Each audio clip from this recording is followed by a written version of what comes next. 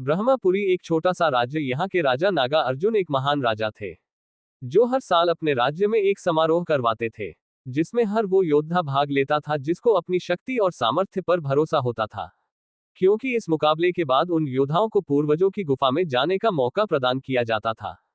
आज से ठीक 3 दिन बाद ये मुकाबला था, जिसमें राज्य और उसके आसपास के दल के लीडर और उनके मेंबर के बच्चे भी भाग लेते थे।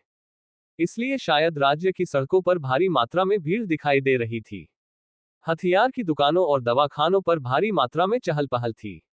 तभी आसमान से एक आग का गोला तेजी से नीचे गिरता नजर आया, जिससे आसपास का वातावरण भी गर्म होने लगा। सड़कों पर खचाखच भीड़ इस खतरे से अनजान थी, किसी का ध्यान आसमान की ओर नहीं था। सभी अपने अपने कामों में व्यस्त थे। तभी एक लड़का जिसका नाम विद्युत था, उसकी आवाज आई, वो देखो सूरज नीचे आ रहा है। इस पर आसपास के लोग हंसी मजाक करते हुए बोले, अरे ये देखो, ये पागल क्या कह रहा है, कभी सूरज भी नीचे आता है।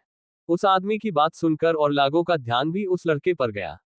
तभी एक दुकानदार बोला, ए पागल, चल भाग यहाँ से, सुबह सुबह काम को खराब करने आ गया। इस पर वो लड़का बोला, पागल नहीं हूं मैं, बल्कि तुम सब मूर्ख हो। मेरा नाम विद्युत है और मैं तो चला, पर अभी तुम्हें यकीन हो जाएगा, एक बार ऊपर तो देखो। तभी वहां खड़े लोग हंसने लगे और इधर उधर देखकर अपने अपने काम पर जाने लगे। ये देख वो लड़का बोला, मूर्ख हैं सब, चलो मुझे क्या। और एक बार फिर से आसमान की तरफ देखने लगा। अगर जल्द ही कुछ नहीं किया तो ये सभी लोग मारे जाएंगे। ये सोचकर वो तेजी से मीनार की ओर दौड़ा। मीनार ये एक घंटा घर की तरह था, जिसमें एक अग्निकुंड था। इस अग्निकुंड में खतरे का आभास होते ही आग लगाकर राज परिवार और ताकतवर वीरों को इशारा किया जाता था, जिससे वो खतरे का सामना कर सके। वो पागल लड़का मतलब विद्युत तेजी से मीनार की ओर दौड़ा, पर अचानक सामने का नजारा देखकर उसके कदम रुक गए। तभी वो मन में सोचते हुए बोला, अगर मैंने इन सैनिकों को बताया तो ये लोग मेरा फिर से मजाक उड़ाएंगे, जैसे बाजार में उड़ाया गया था। मुझे इनसे छुपकर जाना होगा। ये सोचकर वो मुस्कुराता है और अपने झोले से एक लाल पाउडर निकालकर भीड़ वाले इलाके में हवा में उड़ा देता है और छुप जाता है। जैसे ही वो पाउडर हवा में उड़कर लोगों की आंखों तक पहुंचता है, वहां पर हंगामा मच जाता है और सैनिकों का ध्यान उस ओर चला जाता है। इस बात का फायदा उठाकर विद्युत तेजी से मीनार पर चढ़ जाता है। तभी एक सैनिक विद्युत को मीनार में जाते देखकर जोर से चिल्लाता है, ए बालक, कहा जाता है, रुक रुक, वहां किसी को जाने की अनुमति नहीं है, रुक जा वरना तुझे दंड मिलेगा। सैनिक जोर जोर से चिल्लाते हुए उसके पीछे भागने लगे। पर भले ही 14 साल का विद्युत कमजोर था, पर उसकी भागने की रफ्तार बहुत तेज थी। लेकिन आखिरकार विद्युत अभी बालक ही था और सैनिक एक ताकतवर योद्धा थे, इसलिए जब वो मीनार की बड़ी मशाल में आग लगाने वाला ही था कि तभी एक सैनिक ने अपनी शक्ति को जागरूक कर तेजी से उसे पकड़ लिया। इधर आसमान से गिरता वो आग का गोला, जो कि एक महान योद्धा था, किसी योद्धा के प्रहार से आहत होकर नीचे गिर रहा था, जिसमें से आग की लपटें लगातार निकल रही थी और वो नीचे गिर रहा था। जैसे जैसे वो आग का गोला नीचे आ रहा था, वो किसी इंसान की तरह लग रहा था, पर उसकी चारों ओर से निकल रही आग की लपटों के कारण कोई आम स्तर का योद्धा अभी अगर उसे देखता तो कहता कि शायद वो आग का गोला या उल्कापिंड हो। इधर मीनार में जब सैनिकों ने हाथ में मशाल लिए उस लड़के यानी विद्युत को देखा तो उसे मशाल से मीनार की बड़ी मशाल में आग लगाने से रोक लेते हैं, लेकिन विद्युत फिर भी तेजी से मशाल को मीनार की अग्निकुंड में फेंक देता है और एक तेजी के साथ बड़ी मशाल जलने लगती है। और उस मीनार की मशाल के जलते ही राज्य के चारों कोनों की मशाल भी एक एक करके जलने लगती है। ब्रह्मपुरी के ब्रह्म पर्वत से एक शक्तिशाली इंसान हवा में एक नीली शक्ति के साथ तेजी से उड़कर मीनार के पास आता है और सभी लोग आसमान में उसको उड़ता देखते हैं। तभी एक इंसान कहता है, वो देखो, ये तो राजघराने के रक्षक वेदा हैं। तभी दूसरा लड़का कहता है, हाँ भाई, लेकिन ये मशाल किसने जलाई, चेतावनी के लिए? क्या किसी ने राज्य पर हमला किया है? उस लड़के के ये बात कहते ही आसपास के लोगों का ध्यान भी उस इंसान की तरफ गया, लेकिन फिर सभी की नजर महान वेदा की तरफ थी। तभी महान वेदा आकर मीनार के सामने रुकते हैं और हवा में स्थिर हो जाते हैं। महान वेदा का चेहरा एकदम शांत था और वो कहते हैं कि क्या तुम मुझे बताओगे ये मशाल चेतावनी के लिए किसने जलाई? लेकिन तभी उन्हें अचानक हवा में गर्मी का एहसास होता है और उन्हें माजरा समझ आ जाता है और वो बिना सैनिकों की बात सुने आसमान की तरफ उड़ जाते हैं। तभी महान वेदा तेजी से हवा में गिरते उस ताकतवर इंसान पर अपनी बर्फीली शक्ति से प्रहार कर उसे हवा में गिरने से रोकते हैं। वेदा के शक्ति का असर इतना तेज था कि उसका शरीर एक नीली आभा से चमक रहा था और उसके शरीर से शक्तियां लगातार ऐसे निकल रही थी जैसे वो कोई महासागर हो जिसमें शक्तियां लगातार बह रही थी। ऋतिक वेदा एक जल मूल शक्ति के योद्धा थे। उनका स्तर एक एलिमेंट गॉड का था और उनकी इन्हीं लाजवाब शक्तियों के कारण उन्हें वाटर एलिमेंटल गॉड भी कहा जाता था। महान वेदा एक वक्त पर सुपर सेवन वॉरियर का हिस्सा थे जो आर्यवर्त का सबसे शक्तिशाली दल था। पर समय के बढ़ते बढ़ते अब सुपर सेवन वॉरियर दल अलग अलग हो गए थे, जिनमें से कुछ रहस्यमय तरीके से गायब हो गए थे और कुछ ने आर्यावर्त के लीडर और रक्षक की उपाधि ले ली थी। जैसे ही ब्रह्मपुरी राज्य के रक्षक ऋतिक वेदा ने उस अग्नि शक्तियों से घिरे आदमी को बचाया, तभी उस बुरे आदमी की शक्ति को महसूस कर वो समझ गए कि वो कौन था। उनका चेहरा गंभीर हो गया और ऋतिक वेदा अपनी आंखों को छोटा करते हुए उस बूढ़े आदमी को देखकर गंभीर आवाज में बोले, तुम क्या कभी एक जगह आराम से नहीं रह सकते? ऐसा कहते हुए महान ऋतिक वेदा के चेहरे पर हल्के खींच भरे भाव थे। नीचे जमीन पर खड़े लोग ऋतिक वेदा और उस बूढ़े आदमी को हैरानी से देख रहे थे। तभी एक लड़का, जो कि योद्धा के कपड़े पहने था, वो गुरूर भरी आवाज में अपने साथ खड़े मित्र योद्धा से बोला, देखना, लीडर रक्षक वेदा इसको अच्छा सबक सिखाएंगे। तभी उस लड़के का मित्र योद्धा बोला, मुझे ऐसा नहीं लगता, अगर ऐसा होता तो अब तक एक खतरनाक लड़ाई शुरू हो चुकी होती, मेरे दोस्त। क्योंकि मुझे वो बूढ़ा आदमी अपने कपड़ों से और उसके शरीर से निकलती शक्तियों से कोई मामूली आदमी नहीं लगता, नहीं तो वो इतनी ऊंचाई पर क्या कर रहा होता? बताओ, बताओ। ऐसा कहते हुए उसके चेहरे पर अपने दोस्त को हैरान कर देने वाली मुस्कुराहट थी, जिसमें वो कामयाब हो गया था। इधर वो सैनिक हैरानी के साथ आसमान में देख रहे थे और विद्युत को कसकर पकड़े थे। लेकिन जैसे ही विद्युत ने देखा कि सैनिकों का ध्यान उस पर नहीं है, तो वो उन्हें धक्का देकर वहां से भागकर भीड़ में जाकर छुप गया। विद्युत ने ये इतना तेज रफ्तार में किया कि जब तक सैनिकों का ध्यान खुद को संभालने के बाद उसकी ओर जाता, उनकी नजरों के सामने बस सैकड़ों लोगों की भीड़ थी। सैनिकों ने जब उस लड़के को चालाकी से अपने हाथों से निकलने में कामयाब होते देखा तो उनका गुस्सा चरम सीमा पर पहुंच गया और वो गुस्से में कहने लगे, ये लड़का बहुत चालाक निकला। अगली बार ये मीनार के आसपास भी दिखा तो देखना मित्र, मैं उसके हाथ काट दूंगा।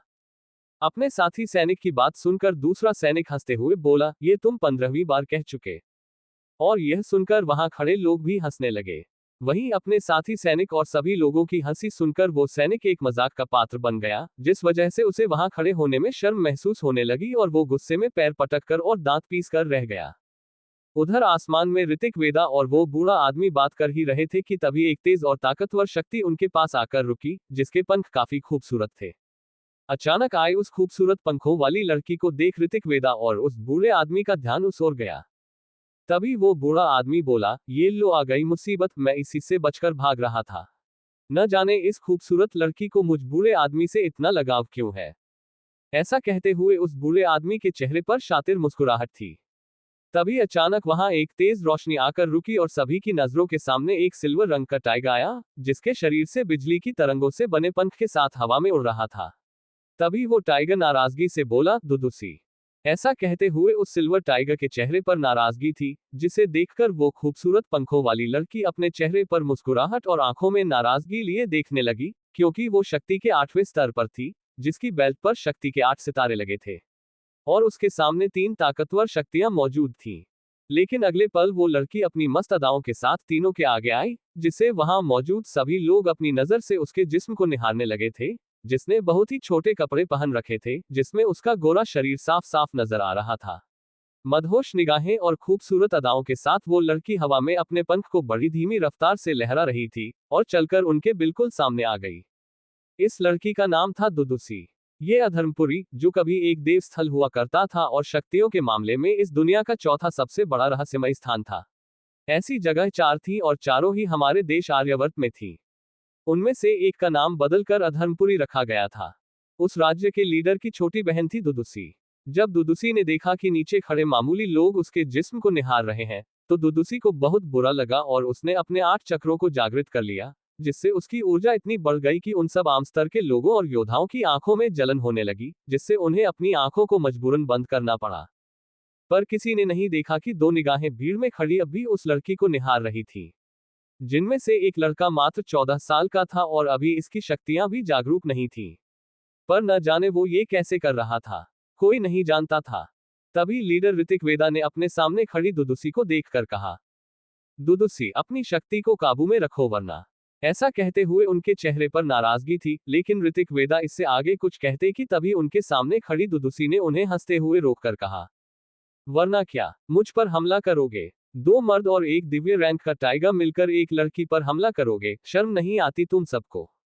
ऐसा कहते हुए दुदुसी ने अपने चेहरे पर मुस्कुराहट के साथ रक्षक वेदा की ओर देखते हुए कहा, अगर तुम चाहते हो कि मैं यहां से चली जाऊं, तो इस बूढ़े से कह दो कि मुझे वो अग्नि ग्रंथ दे दे, और मैं चली जाऊंगी।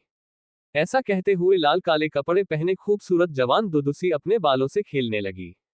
लेकिन अपने सामने खड़ी दुदुसी की बात सुनकर वो बूढ़ा योद्धा, जिसका नाम सिल्वथामा था, नाराजगी से बोला, ये मेरी जीवन की पूंजी है और मैं इसे अपने वारिस को दूंगा, तुम्हें नहीं। अगर मेरी शक्तियों पर शील नहीं चढ़ी होती तो मैं तेरी जवान काट देता, क्योंकि तेरी हैसियत ही नहीं है मुझसे ऐसे मुकाबला कर सके। ऐसा कहते हुए सिल्वर थामा और उसके साथ हवा में उड़ रहे सिल्वर टाइगर के चेहरे पर नाराजगी नजर आने लगी। सिल्वर थामा की बात सुनकर दुदुसी मुस्कुरा कर बोली, देखो मेरे पास वक्त नहीं, मेरे लीडर ने मुझे आदेश दिया है कि मुझे इस ग्रंथ को किसी भी कीमत पर हासिल करना है। इसलिए लीडर ऋतिक वेदा, आप मेरे रास्ते में ना आए वरना मैं इन सबको अंधा कर दूंगी। और दुदुसी इतना कहकर अपनी शक्तियों को बढ़ाने लगी, जिससे सैकड़ों लोगों के दर्द से कराहने की आवाज आने लगी। ये देख वेदा ने अपने हाथ को हवा में हिलाया और वो ग्रंथ उनके हाथ में आ गया और उन्होंने वो ग्रंथ दुदुसी को दिखाते हुए जमीन की तरफ दूर फेंकते हुए मुस्कुराकर बोले, अच्छा, जब तुम्हें ये लोग आम लगते हैं, तो जाओ, इन्हीं लोगों के बीच से ये ग्रंथ ढूंढ कर ले लो। जब दुदुसी ने देखा वो ग्रंथ भूमि की ओर गिरने लगा है, तो वो अपनी शक्तियों को वापस लेने लगी ताकि वो उस ग्रंथ को देख सके, लेकिन इस वजह से शक्तियों का असर लोगों से हट गया और लोगों को राहत मिली। इससे पहले दुदुसी उस ग्रंथ के पीछे भूमि पर जाती, लीडर ऋतिक वेदा ने अपनी शक्तियों की मदद से एक शील बना दी जिससे इंद्रपुरी साम्राज्य के ऊपर एक कवच बन गया। जिसे देख दुदुसी ने नाराजगी से कहा, क्या तुम मुझसे मुकाबला करना चाहते हो? लेकिन तभी उसकी आंखों में खौफ नजर आने लगा, क्योंकि मौके का फायदा उठाकर बूढ़े सिल्वथामा के आदमी ने हवा में हाथ लहराया, जिससे उसके हाथ से निकली शक्तियों ने एक बड़े धनुष का रूप ले लिया और उसका निशाना था दुदुसी। जब दुदुसी ने देखा कि उसके एक कदम बढ़ाते ही वो हमले का शिकार होगी, तो वो घबरा गई और उसकी आंखों में खौफ नजर आने लगा। दुदुसी महसूस कर पा रही थी कि भले ही उसकी शक्ति का स्तर उसके सामने खड़े दोनों योद्धाओं से ज्यादा था, लेकिन दोनों योद्धा मिलकर उससे लड़ने लगे तो शायद वो बहुत बुरी तरह जख्मी हो जाएगी। इस फिक्र के चलते उसके माथे पर परेशानी नजर आने लगी। तभी उसे एक आवाज सुनाई दी और उसका ध्यान सामने की ओर गया। तभी रक्षक ऋतिक वेदा ने भी अपने चक्रों को जागृत किया। उन्होंने अपने शरीर का रूप बदलकर एक बड़े ही भयानक शेर का रूप लिया, जिसके बाद उनके शरीर से एक के बाद एक भयानक और ताकतवर शक्तियां निकल रही थीं। और तब ऋतिक वेदा ने नाराजगी से कहा, इससे पहले कि मैं भूल जाऊं अपने समझौते को, चली जाओ यहां से। जब दुदुसी ने देखा कि वो बुरी तरह फंस चुकी है, तो वो घबराने लगी, पर उसने अपने चेहरे पर यह भाव नहीं आने दिया। और वो बोली, रुको, मैं जा रही हूँ। मैं हार मानती हूँ। पर ध्यान रखना, मैं लौटूंगी जरूर, और जब मैं लौटूंगी, तो इस बूढ़े और उस ग्रंथ दोनों को साथ ले जाऊंगी।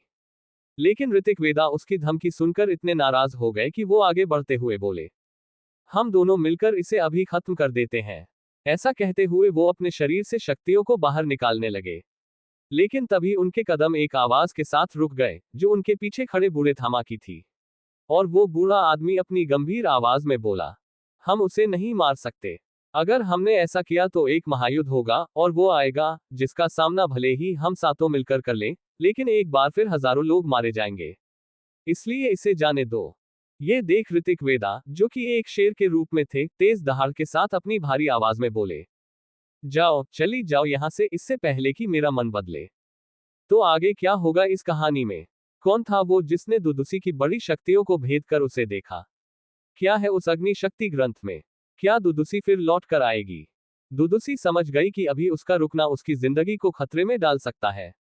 इसलिए वो वहां से जाने लगी और जाते जाते बोली, बूढ़े थामा और सिल्वर टाइगर, यही नाम है न तुम्हारे? मैं वापस आऊंगी जरूर, मेरा इंतजार करना। ऐसा कहते हुए उसके खूबसूरत चेहरे पर नाराजगी थी। जब भूमि पर लोगों ने ये नाम सुना, तो सभी हैरान हो गए। ये दोनों सुपर 7 वॉरियर के 7 योद्धाओं में से हैं, जिन पर शील लगी है और जो शक्ति के 8वें स्तर से 7वें स्तर पर आ गए हैं। ये एक अमर योद्धा हैं, जिनको मारना मुमकिन नहीं है। ऐसा कहते हुए उनकी आंखों में खौफ और चेहरे पर इज्जत थी। तभी दूसरा आदमी बोला, हाँ, मैंने भी सुना, ये बहुत तेज और ताकतवर हुआ करते थे। इनकी रफ्तार के सामने तो लीडर ऋतिक वेदा भी नहीं टिक सकते थे। कहा जाता है, इसने एक बार अपनी एक शक्ति के हमले से 5 योद्धाओं को जान से मार दिया था, जो शक्ति रैंक के 7वें स्तर पर थे। वहीं चारों ओर के शोर से दूर बूढ़े थामा ने गंभीर आवाज में कहा, इस मुसीबत के चलते मैं अपना अग्निग्रंथ लेना तो भूल ही गया। चलो उसे देखते हैं। ऐसा कहते हुए बूढ़े थामा ने अपने बगल में खड़े ऋतिक वेदा को देखा, जो अपनी शक्तियों को वापस लेकर इंसानी रूप में आ चुके थे। और वो बोले, हाँ चलो। लेकिन जब वो भूमि पर आए तो उन्हें वो ग्रंथ नहीं मिला और वो परेशान होकर बोले, कहाँ गया वो ग्रंथ। ऐसा कहते हुए रक्षक ऋतिक वेदा के माथे पर परेशानी थी, जिसे देखकर बूढ़ा थामा मुस्कुराकर बोला, अरे रक्षक ऋतिक वेदा, आपको इतना परेशान होने की जरूरत नहीं है। उसे कोई आम आदमी अगर खोलेगा तो मुझे आभास हो जाएगा और मैं उसे ढूंढ लूंगा। अच्छा मैं चलता हूँ, मुझे ट्रेनिंग करनी है। ये कहकर एक लाल आग की तरह दहकते पंख उनके पीछे से निकल गए और वो वहां से तेजी से उड़कर आसमान में गायब हो गए। वहीं ऋतिक वेदा मुस्कुराकर अपने दोस्त को जाते देखकर हामी में सिर हिलाकर रह गए। वो अपने दोस्त को रोकना तो चाहते थे, लेकिन वो जानते थे कि बूढ़े थामा को अकेले रहना ही पसंद था। साथ ही उसके जाते ही सिल्वर टाइगर भी रोशनी में बदलकर उनके पीछे चला गया। दोनों को जाता देख ऋतिक वेदा ने भी अपने नीले पंख को निकालकर वहां से चले गए। वहीं वहां मौजूद भीड़ उनको जाता देखकर मुस्कुराने लगी। वहीं दूसरी ओर गुफा के अंधेरे में एक लड़का जगमगाते मोती की रोशनी में किताब को पढ़ रहा था। और वो मुस्कुराकर बोला, ये तो अग्नि शक्ति ग्रंथ है। ऐसा कहते हुए उसके चेहरे पर एक मुस्कुराहट थी। ग्रंथ को देखते हुए वो लड़का बोला, अगर मैं इस ग्रंथ में लिखी तकनीक सीख गया तो मैं आसानी से मुकाबला जीत जाऊंगा। तब मुझे बहुत बड़ा इनाम मिलेगा। फिर मैं राजा से पढ़ने के लिए सिद्धार्थ आश्रम भेजने के लिए बोलूंगा और मैं वहां अपने चक्रों को जागृत कर ताकतवर बन जाऊंगा। ऐसा कहते हुए उसके चेहरे पर एक बड़ी मुस्कुराहट थी, जो अगले पल ही उदासी में बदल गई और वो लड़का बोला, लेकिन मैं लड़ूंगा कैसे। मेरे पास बस ये लोहे का भाला है और माँ का दिया लॉकेट। और मेरी बूढ़ी दादी, जो मुझे बताती भी नहीं कि मेरे माँ बाप कहाँ है। मैं 3 दिन बाद के मुकाबले में हिस्सा कैसे लूंगा। मुझे बस भागना आता है, बचना और लड़ना तो आता ही नहीं। ऐसा कहते हुए उसके चेहरे पर उदासी थी, और इसी के साथ वो अपने हाथ में पकड़े उस ग्रंथ को बंद करते हुए सोच ही रहा था कि उसका लॉकेट चमकने लगा और एक हवा का झोंका आया, जिससे ग्रंथ के पन्ने पलटने लगे और ग्रंथ का पहला पेज खुल गया, जिस पर लिखे शब्द चमकने लगे। और वो शब्द रोशनी का रूप लेकर उसके दिमाग में जाने लगे। ये सब इतना जल्दी हुआ कि उस लड़के को संभलने का मौका ही नहीं मिला। साथ ही उस जानकारी के दिमाग में जाने से उस लड़के को एक तेज झटका लगा और वो बेहोश हो गया। ये लड़का कोई और नहीं बल्कि विद्युत था। कुछ देर बाद विद्युत को एहसास हुआ कि कोई उसे हिला हिलाकर जगा रहा है, जिस वजह से उसको होश आ गया और धीरे धीरे उसने अपनी आंखें खोली और तभी उसे सामने अपनी बूढ़ी दादी नजर आई। तभी बूढ़ी दादी अपनी गंभीर आवाज में बोली, बेटा विद्युत, तुम यहाँ क्यों सो गए? चलो उठो, खाना खा लो। ऐसा कहते हुए उस बूढ़ी औरत, जो कि विद्युत की दादी थी, की आवाज में विद्युत के लिए प्यार था, जिसे महसूस कर विद्युत ने दादी को हाँ में सिर हिलाकर जवाब दिया और उठकर बैठ गया। तभी विद्युत अलसाए अंदाज में बोला, दादी आप चलो, मैं आता हूँ। वहीं विद्युत की बात सुनकर दादी ने मुस्कुराते हुए उसके लंबे बालों में हाथ फेरते हुए कहा, ठीक है, पर जल्दी आना, नहीं तो मुझ बुढ़िया को फिर से इतनी दूर आना होगा। ऐसा कहकर बूढ़ी औरत लाठी के सहारे जाते जाते बोली, आते वक्त चोटी से फल और जड़ी बूटी भी लेते आना। वहीं दूसरी ओर अपनी बूढ़ी दादी की बात सुनकर विद्युत गंभीर आवाज में बोला, दादी हमारे घर के सामने इतने पेड़, फल और जड़ी बूटियां हैं, तो आप बार बार मुझे पहाड़ के ऊपर से लाने को क्यों बोलते हो? लेकिन उसकी बूढ़ी दादी ने तो विद्युत की बातों पर ध्यान तक नहीं दिया और उस गुफा से बाहर चली गई। अपनी दादी के जाते ही विद्युत ने उठकर अपने कपड़े ठीक किए और आसपास देखा, लेकिन उसे वो किताब कहीं नजर नहीं आई, जिसे देख विद्युत ज्यादा हैरान नहीं हुआ और वो समझ गया, जरूर उसकी दादी ने उसे रख लिया होगा। इसलिए विद्युत ने इस बात को नजरअंदाज कर दिया, अपने भाले को उठाया और अपनी कमर पर बांध लिया और पहाड़ के ऊपर जाने लगा। विद्युत महसूस कर रहा था कि आज आसमान में बिजली कड़क रही थी और पहाड़ी पर फिसलन भी बहुत थी। विद्युत ऊपर शिखर पर पहुंचने वाला ही था कि अचानक आसमान से बिजली का झटका पहाड़ी से टकराया और चट्टानें गिरने लगी। विद्युत का हाथ फिसला ही था कि अचानक उसे कुछ ध्यान आया और तभी उसने कूदकर दूसरी चट्टान पकड़ ली। विद्युत हैरान हो गया और सोचने लगा, ये कैसे हुआ? तब उसे याद आया और उसके दिमाग में ग्रंथ का पहला पेज आ गया, ये तो ऊर्जा के इस्तेमाल और बचने के तरीके हैं। ये सोचकर वो खुश हो गया। वो मन ही मन सोचने लगा कि उसने ग्रंथ के पहले पेज में छुपी जानकारी को समझ लिया, जिसके चलते उसने पहाड़ी से गिरने से खुद को बचाया। और वो पहाड़ी को देखने लगा। इसे देख विद्युत ने अपनी आंखें बंद की और अपने शरीर में बहती ऊर्जा को महसूस करने लगा, जिसे उसने जानकारी के मुताबिक अपने पैरों की ओर भेजना शुरू किया और अपने पैरों को जोर से पटका और छलांग लगाई। और इस बार वो आसानी से चोटी पर पहुंच गया। इसे देख विद्युत चोटी पर खड़ा होकर खुशी से चिल्लाने लगा। तभी एक तेज बिजली सीधा नाचते हुए विद्युत पर गिरी, जिससे उसके शरीर को तेज झटका लगा और उसके शरीर का लॉकेट चमकने लगा। विद्युत को पता भी नहीं था कि उसके गले का लॉकेट चमक रहा था। विद्युत के कपड़े बिजली के झटके से चिथड़ों में बदल गए और उसके शरीर पर बने चक्र, अग्नि, त्रिशूल, शंख के बने निशान जो किसी टैटू की तरह थे, चमकने लगे। ये बिजली इतनी ताकतवर थी कि अगर किसी मामूली इंसान पर गिरती तो शायद वो जलकर राख हो जाता। विद्युत अभी भी एक 14 साल का लड़का था, लेकिन फिर भी उस बिजली के झटके का उस पर कोई असर नहीं हुआ। लेकिन उसका शरीर कमजोर होने के कारण वो फिर से बेहोश हो गया। करीब 3 घंटे बाद जब उसकी आंखें खुली तो वो एक झोपड़ी में था। जब उसने देखा तो वो हैरान हो गया, क्योंकि ये झोपड़ी उसका ही घर था। उसने अपने शरीर को देखा तो उसके कपड़े बदले हुए थे, जिससे विद्युत के चेहरे की हैरानी और भी अधिक बढ़ गई। लेकिन तभी विद्युत ने हड़बड़ाकर जोर से दादी दादी कहकर चिल्लाने लगा। वहीं दूसरी ओर विद्युत की अचानक चिल्लाने की आवाज सुनकर एक बूढ़ी औरत हड़बड़ाकर कमरे में आई और बोली, तुझे होश आ गया, नालायक। दादी चिल्लाते हुए बोली, आजकल तू बहुत शैतान और आलसी हो गया है। कोई भी काम बोलो, जाकर सो जाता है। इस बार तो हद कर दी, अपने कपड़े भी फाड़ दिए। ये कपड़े तेरे जन्मदिन के लिए बनाए थे मैंने, और देख अब तुझे पहले ही देने पड़े मुझे। बेटा, मैंने कितनी बार कहा है अपने शरीर को ढक कर रखा कर। ऐसा कहते हुए बूढ़ी दादी के चेहरे पर नाराजगी और आंखों में फिक्र थी। तभी विद्युत कुछ पूछने वाला था कि दादी ने उसे टोकते हुए कहा, अभी नहीं। मुझे पता है तू क्या पूछेगा। तुझे यहाँ कौन लाया? ऐसा कहते हुए बूढ़ी दादी ने विद्युत को चुप करा दिया और झुंझलाते हुए बोली, मैं इतनी बूढ़ी हूं कि मैं तो पहाड़ी पर चढ़ नहीं सकती। बाहर एक बूढ़े आदमी को तू बेहोश मिला। मुझे तो कोई भला इंसान लगता है, वही तुझे लेकर आया है। वो अब भी बाहर बैठा है, कह रहा था तुझे जानता है, और वो तेरे होश में आने का इंतजार कर रहा है। ऐसा कहते हुए बूढ़ी औरत के चेहरे पर मुस्कुराहट थी और विद्युत के चेहरे पर हैरानी। ये सुनकर विद्युत बोला, दादी, मेरा भाला कहाँ है? ये सुनकर दादी ने उसके लॉकेट को हैरानी से देखा। तभी विद्युत फिर से बोला, अरे दादी, लॉकेट नहीं, भाला, मेरा काला भाला। इस पर दादी चिल्ला कर बोली, चिल्ला क्यों रहा है? मैं बूढ़ी हूं, भरी थोड़ी हूं। फिर खो दिया भाला। कितनी बार कहा, वो तेरे पिता का भाला है, एक महान हथियार है वो। उससे तेरे पिता ने न जाने कितने बड़े बड़े योद्धा मारे और हराए हैं। और तू है कि अपना भाला भी संभाल नहीं सकता। विद्युत गुस्से से सिर पकड़कर बैठ गया और बोला, हाँ हाँ, जानता हूं, कितनी बार बताया है आपने। लेकिन कभी मुझे ये भी बता दो कि मेरे पिता कौन है, और हम अपना घर छोड़कर यहाँ क्यों रह रहे हैं। इस पर दादी बोली, और मैंने कितनी बार बोला है, जब तक तू इतना ताकतवर नहीं हो जाता कि अपनी रक्षा खुद कर सके, तब तक मैं तुझे कुछ नहीं बताऊंगी। विद्युत गुस्से से उठकर बाहर जाने लगा। इस पर उसकी दादी बोली, कहाँ जा रहा है अब? विद्युत झोपड़ी से बाहर जाते हुए बोला, और कहाँ जाऊंगा दादी, अपना भाला ढूंढने जा रहा हूँ।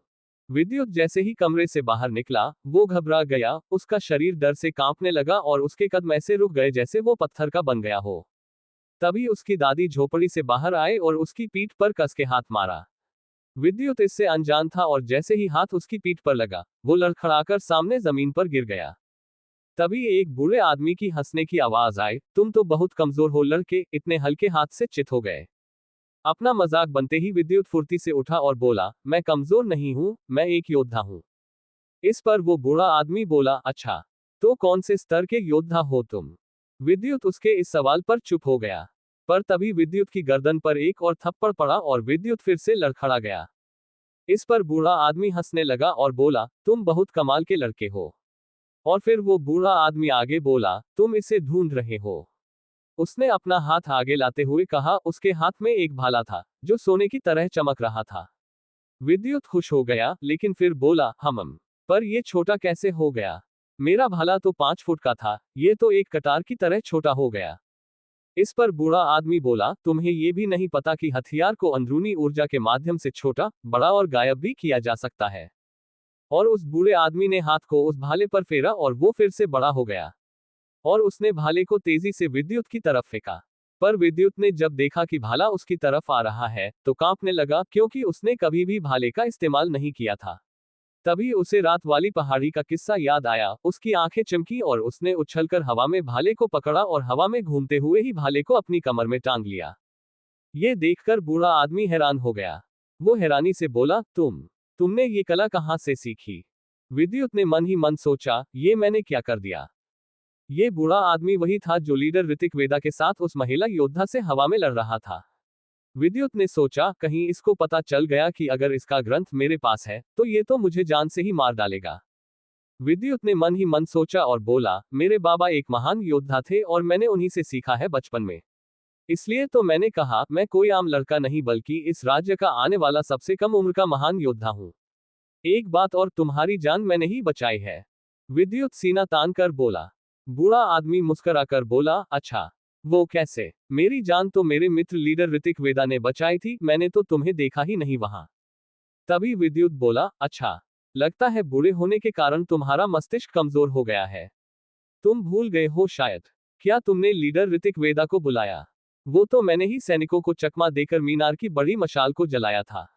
वो खतरे से आगाह करने का जरिया है इंद्रापुरी साम्राज्य में, जिसे देखकर ही लीडर ऋतिक वेदा वहां आए थे। वो तो मैंने तुम्हें आसमान से गिरते हुए देख लिया था। बूढ़ा आदमी हैरानी से चौंका और अपनी अंदरूनी शक्ति के माध्यम से विद्युत को देखने लगा, पर वो विद्युत को और उसकी शक्ति को जांचने में असमर्थ था। इसलिए बूढ़े आदमी ने पूछा, तुम इतनी दूर आसमान से मुझे गिरते हुए कैसे देख सकते हो? ये तो किसी 3 स्तर के योद्धा ही कर सकते हैं। विद्युत बोला, देखो, तुम बहुत अधिक सवाल पूछ रहे हो। मैंने पहले ही कहा था, मैं इस राज्य का सबसे ताकतवर जवान योद्धा हूं। पर तुमने मेरा भाला और मुझे घर लाकर मेरी मदद की है, तो मैं तुम्हें बता ही देता हूं। वैसे भी मैं किसी से नहीं डरता। मेरी नजर बहुत तेज है, दूर के हमले और खतरे महसूस कर सकते हैं। जब उस खूबसूरत महिला ने अपनी शक्ति को बढ़ाकर लोगों की नजर पर हमला किया था, तो मुझे कुछ भी नहीं हुआ और मैंने आसानी से पूरी लड़ाई देखी थी कि तुमने कैसे अपनी शक्ति से बड़ा धनुष बनाया और लीडर ऋतिक वेदा ने राज्य पर कवच चढ़ाया और अपना रूप बदला था। बूढ़ा आदमी हैरान हो गया। वो हैरानी से विद्युत को देख रहा था। लेकिन तभी विद्युत बोला, अब तुम्हारे सवाल पूरे हो गए तो मैं जा सकता हूँ। विद्युत ने इतना ही कहा था कि एक और थप्पड़ उसकी गर्दन पर पड़ा और इस बार विद्युत के मुंह से दर्द भरी आह निकल गई। इस पर बूढ़ा आदमी हंसने लगा। तभी बूढ़ी दादी बोली, नालायक, जानता भी है ये कौन है? ये इस राज्य के रक्षक के मित्र हैं और एक महान योद्धा है, और तू इनसे बहस कर रहा है। ये ले, इन्हें चाय दे।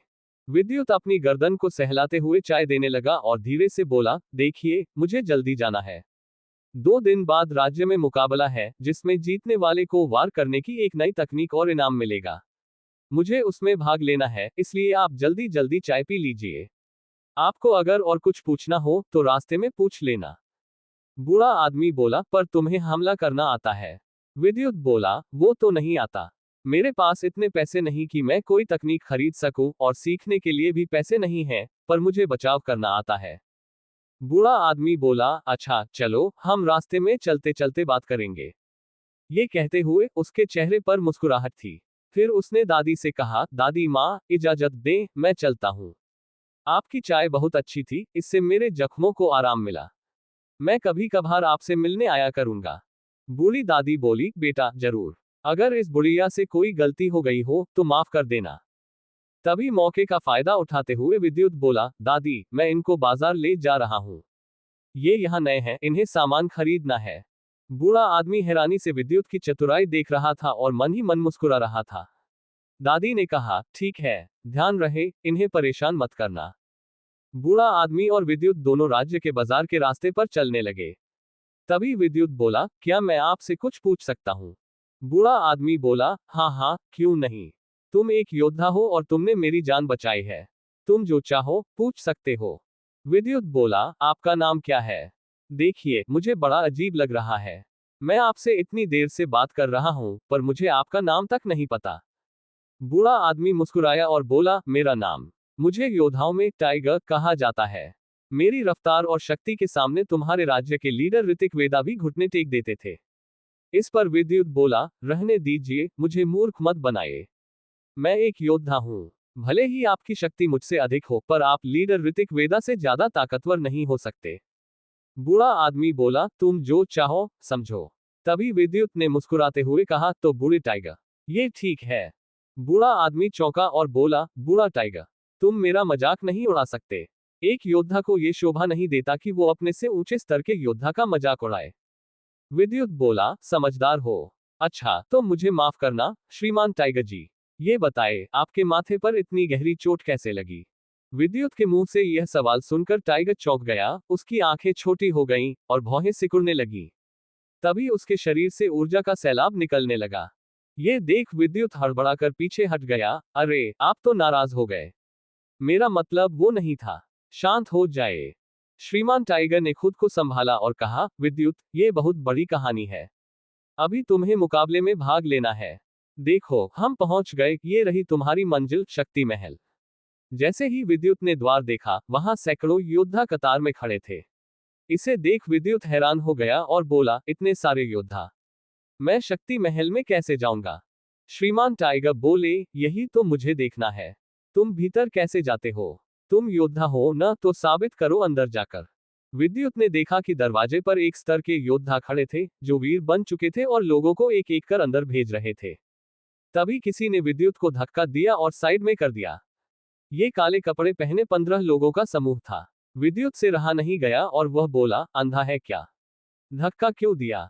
उस लड़के ने मुड़कर हंसते हुए कहा, अरे, ये तो विद्युत है, इस राज्य का सबसे ताकतवर योद्धा। उस लड़के का नाम था तेजस, राज्य के ताकतवर दल के लीडर विराट का घमंडी बेटा।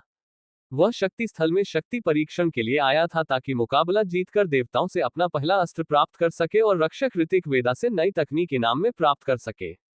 तेजस बोला, माफ करना महान विद्युत, मैंने आपको देखा नहीं। फिर वह हंसते हुए बोला, भिखारी कहीं के, तू इस मुकाबले के लायक ही नहीं है। अभी तक अपना पहला चक्र जागरूक किया नहीं और मुकाबले में भाग लेने आ गया। विद्युत बोला, अच्छा, किसने कहा कि मुकाबले में भाग लेने के लिए अपना पहला चक्र जागृत करना जरूरी है? ये तो तुझ जैसे कमजोर लोगों का काम है। तभी तो तू पिछले साल मुकाबले के पहले भाग में ही बाहर हो गया। वहां खड़े लोग विद्युत की बात सुनकर हंसने लगे। ये देखकर तेजस का गुस्सा बढ़ गया। उसने अपने सैनिकों से कहा, मुंह क्या देख रहे हो मेरा? हाथ पैर तोड़ दो इसके। मैं भी देखता हूं कैसे हिस्सा लेता है मुकाबले में। तभी एक योद्धा, जो काले कपड़े में था, छलांग लगाकर विद्युत के सामने आ गया। अब लोगों का ध्यान शक्ति स्थल के महल से हटकर मुकाबले की तरफ हो गया। लोग कहने लगे, वो देखो, वहां लड़ाई होने वाली है। तभी एक लड़के ने कहा, ये तो तेजस है, लीडर विराट का बेटा। ये लड़का तो गया, अब इसके हाथ पैर टूटेंगे। दूसरा लड़का बोला, जो भी हो, इस बहाने मुकाबले को देखने का मजा तो मिलेगा। उधर श्रीमान टाइगर भी देख रहे थे और बोले, विद्युत, क्या तुम्हें मदद चाहिए? विद्युत ने उत्तर दिया, नहीं, इसे मैं खुद संभाल लूंगा। श्रीमान टाइगर मन ही मन बोले, ये लड़का बहादुर है और लोगों का ध्यान आकर्षित भी कर लेता है। चलो देखता हूं इसे क्या क्या आता है।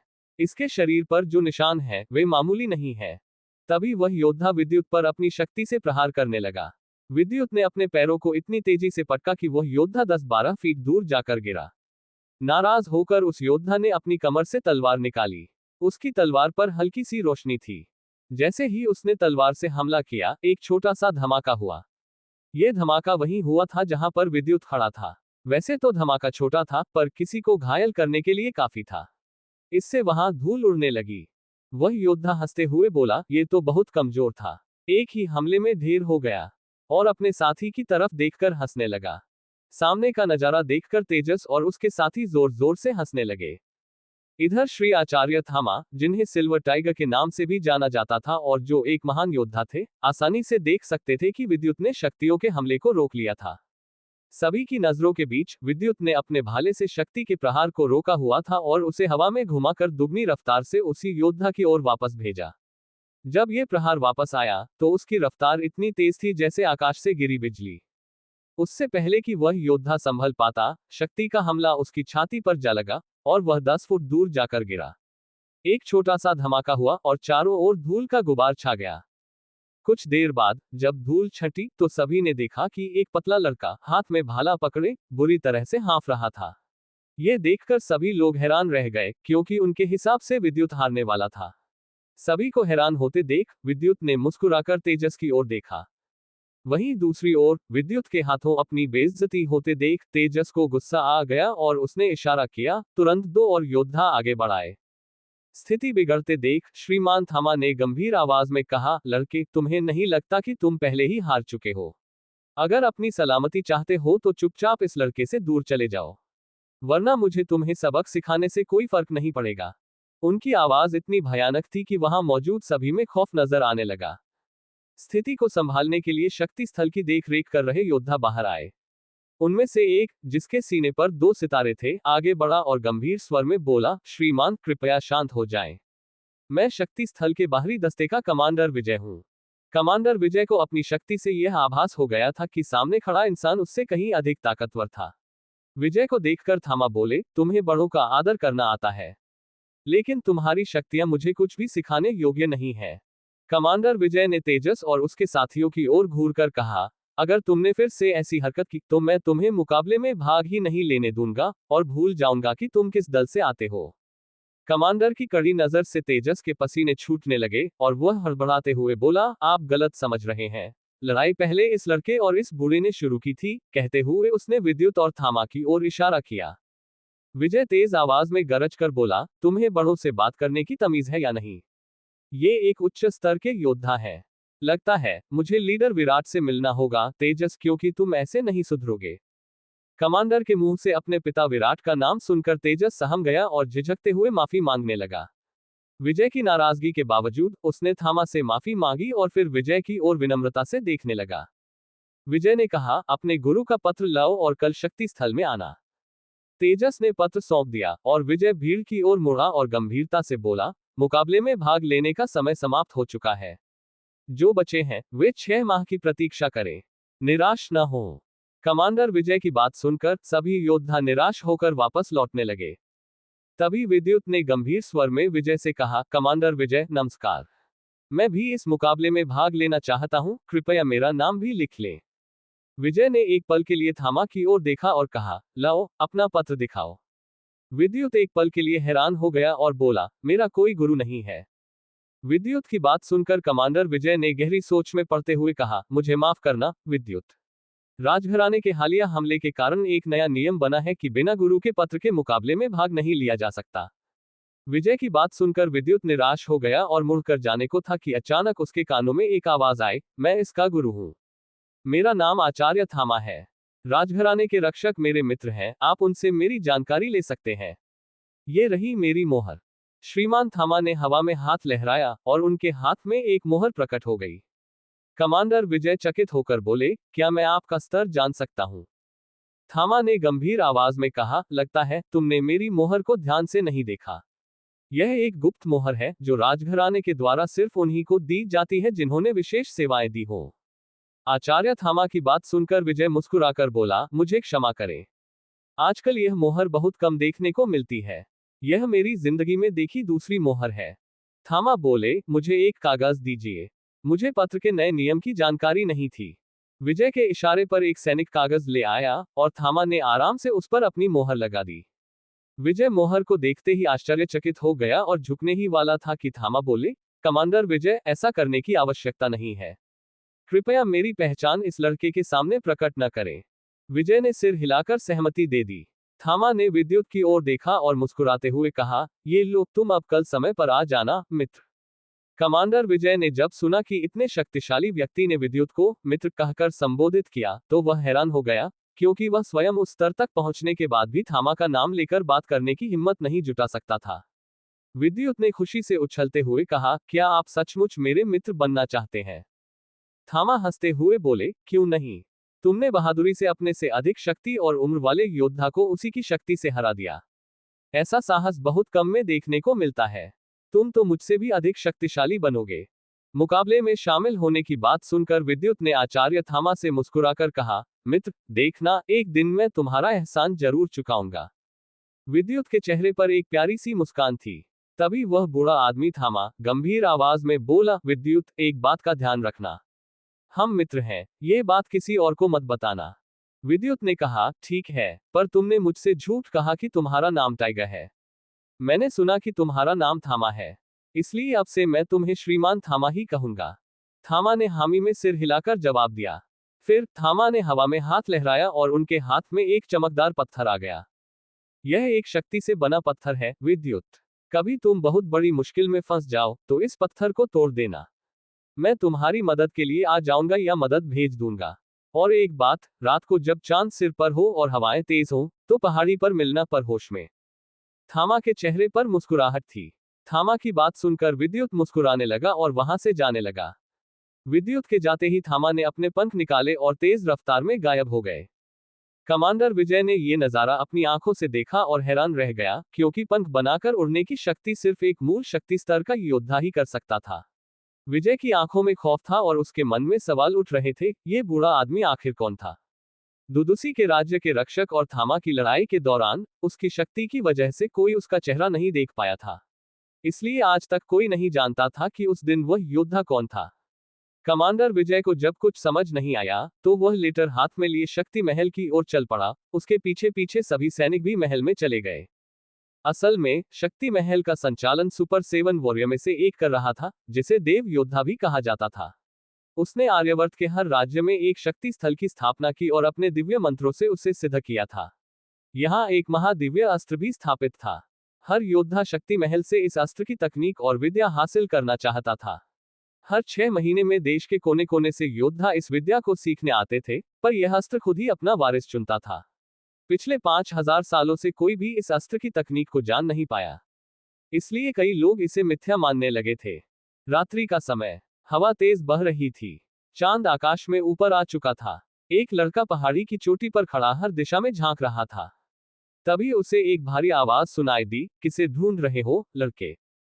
आवाज सुनकर विद्युत ने पीछे मुड़कर देखा तो लाल कपड़ों में एक बूढ़ा आदमी खड़ा था, जिसके माथे पर चोट का निशान था। विद्युत ने मुस्कुराते हुए कहा, अरे मित्र, तुम आ गए। मैं तुम्हारा ही इंतजार कर रहा था। विद्युत की बात सुनकर थामा मुस्कुराया और पहाड़ी पर एक बड़े पत्थर पर बैठते हुए बोला, मित्र विद्युत, क्या मैं तुमसे कुछ पूछ सकता हूँ? विद्युत ने हड़बड़ाकर जवाब दिया, हाँ हाँ, क्यों नहीं मित्र। थामा ने कहा, तुम्हारे शरीर पर ये निशान तुमने खुद बनाए हैं। और ये लॉकेट तुम्हें किसने दिया? ये सवाल सुनकर विद्युत थोड़ा परेशान हो गया, लेकिन बोला, देखो मित्र, ये निशान मेरे शरीर पर कैसे आए, मुझे नहीं पता। मुझे अपना बचपन याद नहीं है। ये लॉकेट मेरी माँ का है और यह भाला मेरे पिता का है। इससे ज्यादा मैं कुछ नहीं जानता।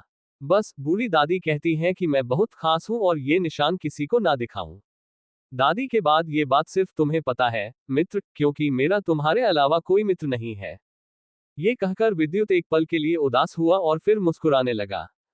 तभी थामा ने कहा, कोई बात नहीं, लेकिन तुम्हें मुझसे एक वादा करना होगा, जब भी मैं किसी से लड़ता मिलूं तो तुम बीच में नहीं आओगे जब तक कि तुम अपने 7 चक्रों को जागृत नहीं कर लेते। विद्युत ने एक पल सोचकर कहा, ठीक है मित्र, मैं वादा करता हूं। जब तक तुम्हारी जान को खतरा नहीं होगा, मैं बीच में नहीं आऊंगा। विद्युत के मुंह से यह बात सुनकर थामा अजीब तरह से हंसने लगा और कुछ नहीं बोला। कुछ पलों के बाद थामा बोला, देखो मित्र विद्युत, कल जो मुकाबला होने वाला है उसमें 1000 से अधिक योद्धा भाग लेंगे। इसमें 15 से 18 साल तक के योद्धा शामिल हैं। कुछ ऐसे हैं जिन्होंने अपना पहला चक्र जागृत कर लिया है और कुछ ऐसे हैं जो दूसरा चक्र जागृत करने वाले हैं। तो अगर तुम्हें जीतना है तो तुम्हें अपना पहला चक्र जागृत करना होगा। इसलिए जब तुम मुकाबले में हिस्सा लोगे तो अपना लॉकेट उतार कर लड़ोगे। थामा की बात सुनकर विद्युत चौंक गया और उसकी आंखें बड़ी हो गईं। उसने तुरंत चौंकते हुए कहा, ये लॉकेट मेरी रक्षा के लिए है। थामा विद्युत की बात सुनकर गंभीर हुआ और बोला, विद्युत, तुम समझ नहीं रहे हो। ये लॉकेट तुम्हारी शक्तियों को दबाकर रखता है। अगर तुमने इसे उतार दिया तो तुम्हारी शक्ति आजाद हो जाएगी और मैं तुम्हें उन्हें काबू करने में मदद कर पाऊंगा। क्या सच में उस लॉकेट के अंदर कुछ खास बात थी? क्या सच में लॉकेट के अंदर शक्तियां थी जो विद्युत की शक्तियों को दबा रही थी? क्या विद्युत यकीन करेगा अभी अभी मिले थामा पर? क्या होगा जब विद्युत अपना लॉकेट उतारेगा और क्या वह अपनी शक्तियों को काबू कर पाएगा? जान पाएगा क्या वह लॉकेट का रहस्य? विद्युत के चेहरे पर हल्की परेशानी देख आचार्य थामा गंभीर आवाज में बोले, देखो, मैं ये जानता हूं कि मेरा अग्नि शक्ति ग्रंथ तुम्हारे पास है। मैं उसे तुमसे वापस नहीं लूंगा। मैंने वह ग्रंथ अपने शिष्य के लिए ही बनाया था। आचार्य थामा के मुंह से अग्नि शक्ति ग्रंथ का नाम सुनकर विद्युत के चेहरे पर घबराहट और उसकी आंखों में खौफ नजर आने लगा। वह हड़बड़ाकर अपने कदम पीछे करने लगा। विद्युत के चेहरे पर खौफ देखकर आचार्य थामा गंभीर आवाज में बोले, देखो विद्युत, डरो मत। मैंने आज ही तुम्हें अपना शिष्य बनाया है और तुम्हारे लेटर पर अपनी गुरु की मोहर भी लगाई है। क्या तुम्हें अब भी लगता है कि मैं तुम्हें कोई नुकसान पहुंचाऊंगा? मैंने तुम्हें अपना शिष्य मान लिया है, इसलिए तुम उस ग्रंथ को अपने पास रखो, मुझे कोई ऐतराज नहीं है। उसमें रफ्तार और बचाव की तकनीक है और उसके दूसरे हिस्से में हमले की तकनीकें हैं, जो मेरे पास है। आचार्य थामा ने विद्युत को दिखाते हुए कहा, और जब विद्युत ने उनके हाथ में ग्रंथ का दूसरा हिस्सा देखा तो वह हैरान रह गया। विद्युत की आंखों में हल्की हैरानी देख आचार्य थामा गंभीर आवाज में बोले, देखो, अगर तुम मेरी बात मानोगे तो मैं तुम्हें युद्ध और लड़ाई की वह तकनीक सिखाऊंगा कि तुम एक दिन इस धरती के सर्वश्रेष्ठ ब्रह्म योद्धा बनोगे। तुम्हारा मुकाबला वे सुपर 7 योद्धा भी नहीं कर पाएंगे, जिनका नाम इस दुनिया में फैला हुआ है। आगे का फैसला तुम्हारा है। आचार्य थामा महसूस कर रहे थे कि उनकी बात सुनकर विद्युत की आंखों में चमक आ गई थी, और वे समझ गए थे कि यही सही वक्त है। वे आगे बोले, लड़के, इतना ही नहीं, मेरे पास एक रहस्यमयी तकनीक है, जिसके इस्तेमाल से तुम इतने ताकतवर बन जाओगे कि तुम्हें कोई घायल नहीं कर पाएगा। लेकिन उसके लिए तुम्हें अपने 3 चक्रों को जागृत करना होगा और मूल तात्विक शक्तियों को हासिल कर उन पर काबू पाना होगा। आज मैं तुम्हारे पहले मूलाधार चक्र को जागृत करने में मदद करूंगा। ये कहते हुए आचार्य थामा ने एक गहरी सांस ली। वे समझ चुके थे कि विद्युत को मनाना बहुत मुश्किल है। आचार्य थामा की बात सुनकर विद्युत खुश होकर बोला, क्या सच में आप मेरे चक्र को जागृत करने में मदद करेंगे? आप सच में मुझे वह तकनीक सिखाएंगे? विद्युत की बात सुनकर आचार्य थामा हंसते हुए बोले, लड़के, ऐसा नहीं है। लेकिन मुझे ये पता है कि वह तकनीक कहाँ है। मैं तुम्हें वहां लेकर जाऊंगा, पर उसे तुम्हें खुद हासिल करना होगा। आचार्य थामा की बात सुनकर विद्युत का चेहरा उदास हो गया और वह सिर झुकाकर बैठ गया। तभी थामा बोले, इस तरह हार मत मानो, लड़के। इस दुनिया में हर चीज की एक कीमत होती है और बिना कीमत दिए इस दुनिया में कुछ नहीं मिलता है। देखो, तुम कितनी भी मेहनत कर लो, तुम्हारा लॉकेट दिव्य रैंक के तिलिस्मी मणि से बना है। ये शक्ति और ऊर्जा को खींच लेता है, इसलिए तुम्हारे आसपास कोई ऊर्जा नजर नहीं आती। इसलिए मैं चाहता हूं कि जब तुम्हें लगे कि तुम मुकाबला हारने वाले हो, तो तुम इस लॉकेट को उतार देना। ज्यादातर योद्धा दूर से मुकाबला करते हैं, इसलिए तुम आराम से ये लॉकेट उतार सकते हो। आचार्य थामा की बात सुनकर विद्युत ने एक पल सोचते हुए हामी में सिर हिला दिया। विद्युत की हामी देखकर आचार्य थामा गंभीर आवाज में बोले, लेकिन तुम्हें एक वादा करना होगा कि जब तक तुम बहुत ताकतवर नहीं हो जाते, तब तक तुम किसी के सामने अग्नि शक्ति ग्रंथ की तकनीक का इस्तेमाल नहीं करोगे। ये तकनीक बहुत खास है, और जिस दिन तुम किसी अग्नि मूल तत्व शक्ति को हासिल कर लोगे, तब तुम्हें इस तकनीक की ताकत का पता चल जाएगा। आचार्य थामा की हर बात को विद्युत बड़े ध्यान से सुन रहा था। उसने अपने हाथ को अपने भाले से काट दिया। उसके हाथ से रक्त निकल रहा था। विद्युत ने अपना हाथ सामने लाते हुए कहा, मैं, विद्युत रघुवंशी, इस धरती, आकाश, जल, वायु और अग्नि को साक्षी मानकर वचन देता हूं। जैसे जैसे विद्युत बोल रहा था, आकाश में भयानक बिजली कड़क रही थी। तेज हवाएं चलने लगी और बारिश होने लगी। तभी विद्युत फिर बोला, मैंने अपने गुरु को दिया वचन तोड़ा, तो देवता मुझे इसका दंड दे। ये कहकर विद्युत आचार्य थामा के सामने सिर झुकाकर बैठ गया। ये देख थामा ने तुरंत उसे उठाया। विद्युत को प्रशिक्षण के लिए तैयार होते देख आचार्य थामा ने गंभीर आवाज में कहा, लड़के, अपने कपड़े उतारकर इस पत्थर पर बैठो और अपना लॉकेट भी उतार कर रख दो। विद्युत ने आचार्य थामा के कहे अनुसार अपने कपड़े उतारे। उसके शरीर पर बने चक्र, त्रिशूल, शंख, चांद, सूर्य, अग्नि, वायु, जल, भूमि और आकाश के निशान साफ साफ नजर आने लगे। इन रहस्यमयी निशानों के साथ कुछ प्राचीन शब्द भी लिखे थे, जिन्हें देखकर आचार्य थामा गंभीर आवाज में बोले, यकीन नहीं होता कि 5 मूल तत्व शक्तियों को एक साथ इस्तेमाल करने का तरीका इसके शरीर पर बना है। लेकिन विद्युत जैसे ही लॉकेट उतारने वाला था कि आकाश से बिजली आकर पास वाले पेड़ पर गिरी और वह जलकर राख हो गया। ये देखकर विद्युत बोला, आचार्य, क्या ये समय ठीक है? आज मौसम बहुत खराब है। डर उसकी आंखों में साफ साफ देखा जा सकता था। तभी आचार्य थामा बोले, डरो मत, विद्युत। जब किसी की बंदी शक्ति मुक्त होने वाली होती है, तो प्रकृति में इसी तरह के बदलाव होते हैं। इसके बाद आचार्य ने मन में कहा, तुम्हें शायद ये बात नहीं पता कि तुम्हारी जन्मजात शक्ति बिजली है और इसलिए तुम्हारे माता पिता ने तुम्हारा नाम विद्युत रखा था। तभी आचार्य विद्युत के शरीर पर बने टैटू को देखते हुए मन ही मन बोले, अद्भुत। ये सभी दिव्य चिन्ह हैं। विद्युत, एक दिन तुम सभी ब्रह्म शक्ति को हासिल करोगे और इस धरती के ब्रह्म योद्धा बनोगे। उस पहाड़ी से दूर राजघराने के महल में ऋतिक वेदा आकाश की ओर देख रहे थे और अपने साथ खड़े राजा नागार्जुन से बोले, महाराज आपने मुझे क्यों बुलाया? तभी नागार्जुन बोले, महान ऋतिक वेदा, ये प्रकृति कैसा भयानक रूप ले रही है। तभी ऋतिक वेदा बोले, आप परेशान न हो महाराज, आज जरूर कोई दिव्य शक्ति जागृत हो रही है। मैंने राज्य और महल पर अपना शक्ति कवच चढ़ा दिया है, राज्य को कोई क्षति नहीं होगी। तभी नागार्जुन बोले, ये शक्ति अच्छी है या बुरी?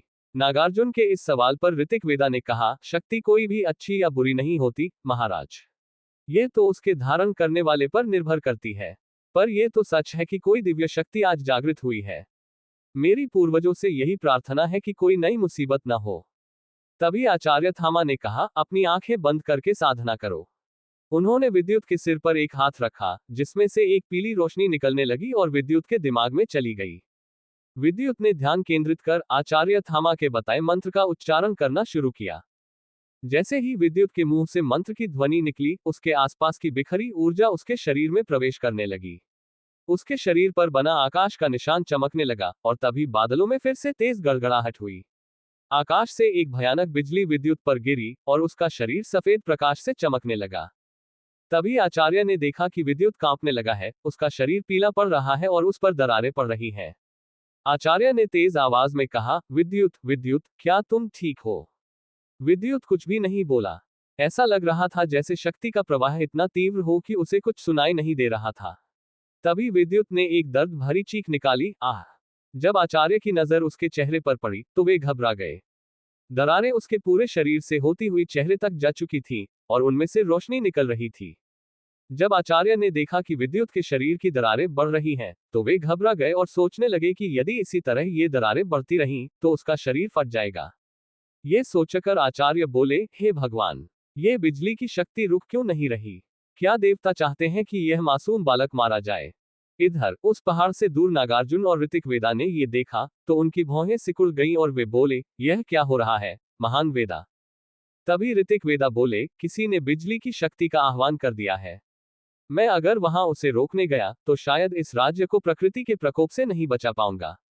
मैं कुछ नहीं कर सकता महाराज। जैसे ही माहौल शांत होगा, मैं तुरंत वहां जाकर देखूंगा कि यह किसने किया है। तब तक मुझे यहीं रहना होगा। इधर पहाड़ी पर हालात बिगड़ते जा रहे थे और तभी आचार्य तेज आवाज में बोले, विद्युत, इस शक्ति को अपने चक्र में भेजो और उसे जागृत करने के लिए अपने भीतर झांको। तुम कर सकते हो, ये शक्ति तुम्हारी है। विद्युत को आचार्य की कोई भी बात सुनाई नहीं दे रही थी। दर्द और पीड़ा से उसके दांत कड़कड़ाने लगे और उसने एक तेज आवाज में चीख निकाली और वह बेहोश हो गया। बिजली गिरना बंद हो गया। जब आचार्य ने देखा तो वे हैरान हो गए और बोले, यकीन नहीं होता, इसने पूरी शक्ति को काबू कर लिया। अब इसे बस एक तकनीक की जरूरत है और यह किसी तीसरे स्तर के योद्धा को भी जान से मार सकता है।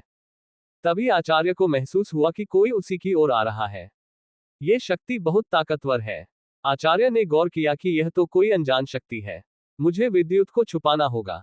आचार्य ने जल्दी से विद्युत को उसका लॉकेट पहनाया और उसका भाला गायब कर दिया। लॉकेट पहनते ही उसकी शक्ति 90% दब गई। तभी आचार्य बोले, ये शक्ति इतनी ज्यादा है कि एक मणि भी इसको दबाने में असमर्थ है। इसलिए आचार्य थामा ने अपनी शक्ति की मदद से उसे पास की एक छोटी सी गुफा में छुपा दिया और पत्थर से उसका मुंह बंद कर दिया। तभी वहां एक नीली शक्ति से बने पंखों के साथ एक योद्धा आया, जो अपने नीले कपड़ों में रात के अंधेरे में चमक रहा था। ये और कोई नहीं, महान योद्धा ऋतिक वेदा थे। ऋतिक वेदा ने आते ही कहा, क्या तुम्हें भी वह शक्ति महसूस हुई? तभी बूढ़े थामा ने कहा, हाँ, इसलिए मैं यहाँ तुरंत आ गया। हमें बाकी सभी लोगों को सूचित करना होगा। तभी एक शक्ति और वहां आई, वह सुंदर लड़की जदूसी थी। उसने आते ही कहा, ओह हो, तो आप दोनों पहले ही आ गए। तभी थामा ने कहा, तुम यहाँ क्या कर रही हो? ये तुम्हारा राज्य तो नहीं है। इस पर जदूसी ने कहा, बूढ़े, ये राज्य तुम्हारा भी नहीं है, तो तुम यहाँ क्या कर रहे हो? ये सुनकर थामा को गुस्सा आ गया और वह बोले, तुम्हारी हिम्मत कैसे हुई? आज तो मैं तुझे खत्म ही कर दूंगा। तभी ऋतिक वेदा ने कहा, रुको थामा, यह मेरा राज्य है और मैं यहाँ का रक्षक हूँ। और जदूसी, यह मत समझना कि मैं तुमसे एक स्तर नीचे हूँ तो डर जाऊंगा।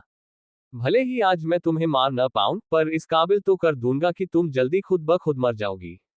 ऋतिक वेदा की बात सुनकर जदूसी को गुस्सा तो आया, पर वह कुछ नहीं बोली, क्योंकि वह जानती थी कि उसके सामने 2 7वें स्तर के योद्धा हैं जिनके पास अभिदाय शक्ति कवच तकनीक है, और वे आसानी से मिलकर उसकी शक्ति का मुकाबला कर सकते हैं।